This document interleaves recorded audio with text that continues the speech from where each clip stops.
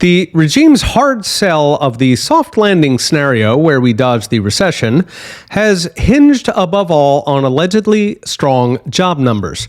Fresh data is now saying that strong as hell jobs market isn't all it's cracked up to be. That it's actually made of part-time jobs cannibalizing full-timers, while even the headline numbers are fading fast. Last week, the BLS reported payrolls grew by 187,000 nationwide, the worst in almost 3 years. That was a 20,000 miss to expectations, so about 6%, but the big miss was the revisions. The previous 2 months were revised down for a total miss of 62,000 jobs, or 31%.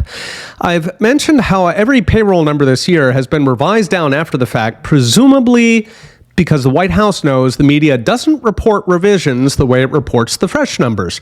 They can take credit now and bury the revisions. They can do this since a big part of the jobs numbers are actually statistical models. They're not sitting counting everybody. Those models include things like massaged birth-death figures on business starts that can give you whatever number you want. In fact, that birth-death model may be accounting for most of the jobs allegedly being created at the moment. Worse than the misses and the models is what happens when we look under the hood at the quality of the jobs, meaning how many of those jobs are actually part-time or temporary, not the real jobs people imagine are being reported, the ones built into those soft landing predictions.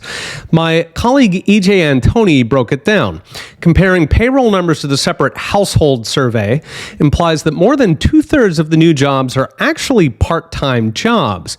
I mentioned in a recent video how DoorDash and, of course, government workers are basically holding up this labor market. Worse, the household survey showed that multiple job holders are soaring to the point that double counting could account for the entire payroll gain. In other words, there's a good chance the economy employed 0 additional people last month. Put it together, and the entire strong jobs story, it turns out, is part-time and temp jobs. Controlling for those, and this is per the household survey, last month full-time jobs actually fell by 585,000, which is a fairly large number. Those, of course, were swamped by almost 1 million part-time gigs to give the media something nice to talk about. So what is next? Falling full-time jobs with inflation that's now expected to start rising again means we could be looking at a 1970s-style stagflation, stagnant jobs and rising prices. That would pull down the dollar. It would drive up bankruptcies, and it would, of course, pump up those bank bailouts. It could even throw millions of Americans out of work, like last time in the 70s, to become statistical props. There was a time when government numbers were meant to be a control panel showing us the health of the economy.